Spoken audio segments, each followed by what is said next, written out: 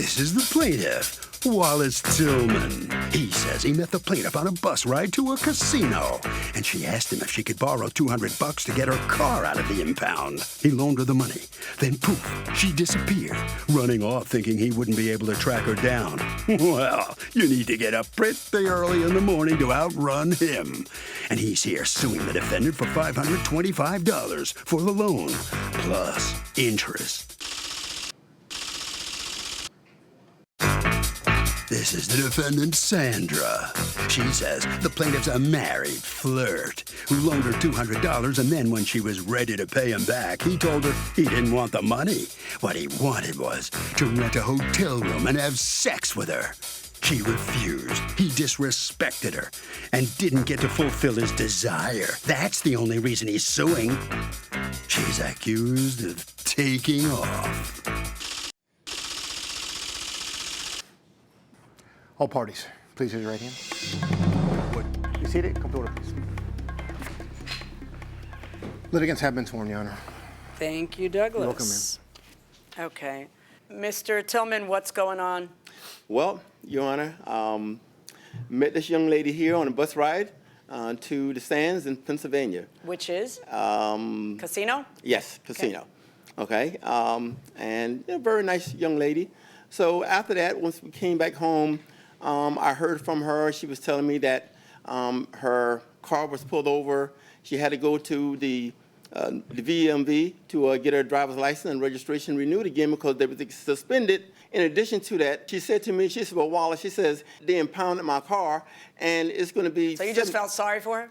I did. She said, so you loaned her how much money? $200. And then you actually put it in writing. I did. And then the $200 was going to become $535. There's a $330-something penalty if you don't pay me by the day you say you're going to pay me. Absolutely. And, Judge, I got that information from you. You're the one that taught me that. Me? I looked at it and I said, is this even legal? That's what I said. I was looking at it saying, it's really clever. Is this legal? And it's not usurious because it's not interest, and it's not something disguised as interest. She could get away with just paying the $200 if she just does what she's supposed to do, which you didn't. Now, you borrowed the money on what day? February 5th. Okay, Sorry. on February 5th you borrowed the money. You're supposed to pay the money back when? On the 8th, the following Friday. Okay. And were you two going to see each other again, or you're from the same town, so... We were going to see each other to meet up to give him back the his money. money. And what Yes. happens? What happened, he texted me before I left work and said if he could get his money. I said to him, the agreement was to give you your money after I left work. I can't leave work and give you the money just now. But you couldn't walk out 2 seconds and just hand him the envelope with But the I money. didn't have the money at the time. That's what the problem is. I That didn't have sounds it. more believable. Yes. Yes, I Now didn't we're have the getting money. somewhere because you told him, you Yes. made it sound like you had the money, but you didn't. All right, now. Yeah, I didn't have my check yet, but I was going to have the money by the end of the day. And did you? Yes. All right, so you have his $200. Uh-huh. You're going to pay him, and the deal was at that point you decide, I guess, were the both of you going to go on the bus again to go gamble? Yes. Do you Right. bring him the money? Yes, I bring him the money. I said to him, here is your money. He said, wait till he get off the bus. Okay, well, I'll put a pin in that right now. Did she say, here's your $200? You say, oh, no. Don't give me the $200 here. Yeah. No, Your Honor. No. My hands are on fire. They can't touch the $200. No, Your Honor. Magically, we're going to wait until that didn't happen. All right, No. so what happens instead? You go on the bus and what happens? I was on the bus. I asked her for the $200. She was sitting by a gentleman, and she says, I give it to you when we get off the bus. I said, okay. So then We you get off the bus, and what does she tell I you? come to her, and I said, I need the $200. She says, well, I got to go to the ATM and get it. I said, okay. Why don't you walk with her to the ATM? Because that's the only way you're going to get it. Well, Your Honor, I said to her, look, I'm going to be sitting right here by the bar. Yeah, why are you leaving it up for her? Because you yeah- know she didn't have the money the first day. Then she didn't have the money on the bus. Now she lied and said, I'll give it to you when we get off the bus. She doesn't have the money then. Why would you let her out of your sight? Your Honor. Because she's there to do what? By the way, wait. What are we doing at the Sands? Gambling. Right. So why would you let her out of your sight? For this reason, Your Honor, I was helping the elderly people off the bus. We had a lot of senior citizens on the bus. Oh, let them have some helping- exercise. Let somebody else help them. You got to follow that girl to the ATM. That's the only job you have. Go ahead. And that's what I was doing. I was helping them off. And I said to her, meet me by the bar. Okay, I'll be right here by the bar. And so you're standing there in the bar where you And could be making she all kinds of money gambling with that $200. never and shows up. She never shows up. And So I now kept you find texting her, her you go and look for texting her and texting her, telling her that I need the money and ignoring nothing. you. And then what? And then by now she's blown the 200 if she was ever going to give it to you anyway. Yes. So then what happens? So according then to you? my friend and I go looking for her, the bus driver and I go looking for her, and we finally find her and her sister standing up by a gambling table. I don't know if they was gambling or not. I asked for my money again, and she got somewhat irate, and I said, you know what? What'd she say? Well, she was about this, they were starting a scene, and I didn't want to argue in the casino, and I said to her, look, the $300 and some is now going to be added on to the $200 that you owe me, okay? And I left from there. Have you seen her since then, or you No, filed the ma'am. case? All No, right, let ma'am. me hear your version of what happened at the casino. When we get into the casino, I met him at a bar, and I said, here's your money. He said, me and my friend, the bus driver, we had 2 rooms upstairs, and I would like to go upstairs and have sex with you. You don't have to give me back the money. And I felt disrespect. I said, you're not going to have sex with me, and I left. Wait, what was the point of telling you about the 2 rooms? Did he expect you to have sex with him and the bus driver? No, his friend have a partner as well. So he said both of them rented 2 rooms, and they were going to go upstairs to have sex. So I would just have to have sex with him and not give him the $200. And I walked off. Do you have any proof of anything you're saying? Welcome back to the People's Court. Harvey Levin here. So can he excuse the debt on condition that she have sex with him? I think that's something that should have been discussed up front. Discussed up front. Okay, I'm kind of looking at it a slightly different way. What do you say? I'm saying that I think that is prostitution. I mean, and you never know. I mean, the guy's basically pressuring her into doing something by offering money in Illegal? exchange. Illegal, absolutely. What do you say? Absolutely illegal. That's prostitution. Okay. Get the picture? I get the picture. Going inside the courtroom. I have proof on my phone of he trying to get with me. All right, let me see that. That's his text here. All of this is his text talking to me and more, but that phone has been broken and I can't pull up the other ones. On February 5th, you text him and say, I'm outside waiting for you. He says, okay, on my way. And you say, thanks. What was happening February 5th? I don't remember about what was happening. Do you know what was happening February 5th? I don't. The only thing I can think of is maybe she was going to the hospital Yeah, that thing- and wanted me to follow her to the hospital, maybe. I think that was the day I was going to the hospital, and And then he asks, hey, how do you feel? And you say, I'm feeling all right, I'm back at work. Yes.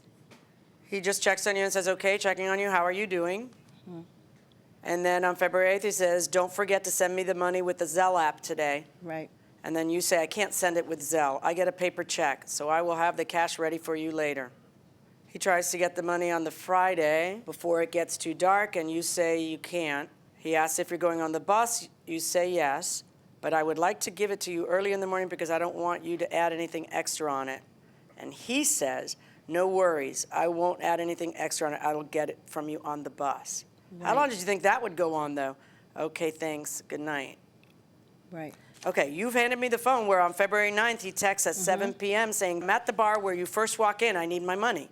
Then he texts you again in 40 minutes, I need my money now. And he texts you again right after that, I need my money. I have any money. I need my money now, please. And then he texts you again after that, I need my money. This is at 10 o'clock the next day. I need my money today. Please email, call, or text me back. This is your last chance. You text him, the next text you will get from me is about your money. He says, this needs to happen today. I can't believe you did this to me after all I did for you. You spent my money for you and your sister at the Sands and left me with no money. You were so wrong, and you know it was so wrong. Now I understand why bad things keep happening to you. Where's your outrage about how he sexually proposed for you to be a prostitute? Where's that in your answer? No, it's on the... Well, where's that in your answer? Because I thought I was going to see how he wanted to get with you, and I didn't. I also don't see where you are outraged that the night before he proposed to have you have sex with him to participate in the oldest profession alive and make you into a prostitute.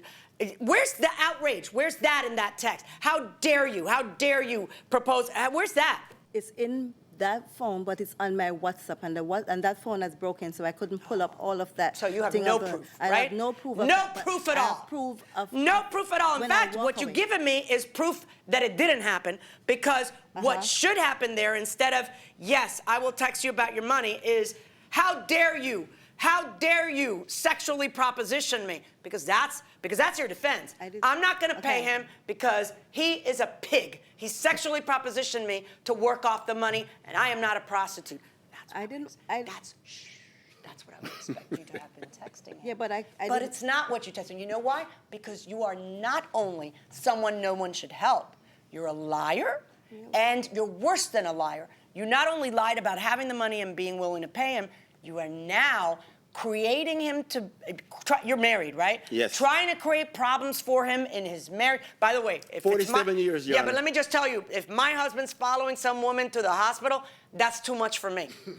Just he so you called know. me last But night. that's not what one would call him trying to get with you. I don't know what you think is going on there, I know. but all I see going on there is a liar and someone who owes a man money. So now we're going to talk about the late fee. According to you, you should be able to charge a $325 late fee because that's what she agreed to, right?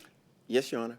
When I'm sitting here thinking, is that late fee egregious, and should I maybe lower it because it's so penalizing? I gotta take into account that she is a liar about you having propositioned her. So let me tell you what I am not feeling right now. It's that milk of human kindness for you. I don't feel it welling up inside me. $525 for the plaintiff plus your court costs. Thank you, Your Honor. That's what you've let a $200 problem become.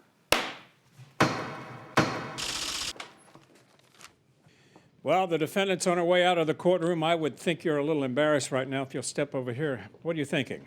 Yeah, I'm a little embarrassed because exactly what I say, what happened, that's what happened. And she listened to his side of the story and put the judgment on me. And I know honestly that this man trying to get to me and refuse his $200. It's nothing for me to give him $200 back off what he did. But because of his disrespect, I didn't want to give it to him. All right. Thank you very much. All right, Mr. Tillman, you heard what she said. I know you heard the accusations. You laughed at first. I You did. did. When you walked into the courtroom, you were hearing it. You turned around a Absolutely. little bit. Absolutely. Were you shocked to hear that? I was extremely shocked. That was like the craziest thing I've ever heard in my life. She's still saying it. I heard her. Yeah. Nothing to it. Okay. Nut job, man. What can I tell you? Well, you got $500. I did. How about that? Thank you. Good for you. Appreciate it. Okay, congratulations. Thank you. Thank the Thank you. judge, not me. Harvey? Doug, he should have sued for punitive damages. He would have gotten it because this is malicious. And that will do it for this case. Litigants for the next case on the way into the courtroom right now.